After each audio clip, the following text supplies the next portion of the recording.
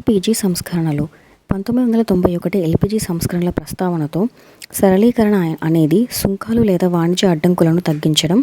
ప్రైవేటీకరణ అంటే ప్రభుత్వ రంగ సంస్థల యొక్క జాతీయీకరణ మరియు ప్రపంచీకరణ అంటే దేశాల మధ్య ఆర్థిక ఏకీకరణ పెరుగుదల.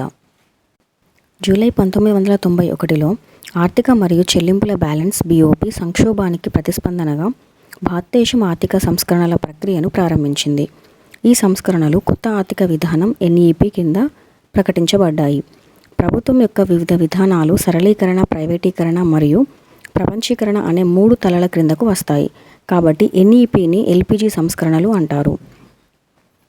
ఈ ఎల్‌పీజీ సంస్కరణలకు ముందు ఆర్థిక స్థితిని ఎల్‌క్యూపీ రాజ్ అని పిలుస్తారు. అంటే లైసెన్స్, కోటా, పర్మిట్ రాజ్. ఎల్‌క్యూపీ రాజ్లో వ్యాపారాన్ని ప్రారంభించాలనుకునే ఏ పారిశ్రామికవేత్త అయినా భారీ మొత్తంలో లంచాలు చెల్లించి దాని కోసం లైసెన్స్ పొందవలసి ఉంటుంది. కోటాలు దిగుమతి చేసుకోగల వస్తువుల పరిమాణాలను పేర్కొంటాయి.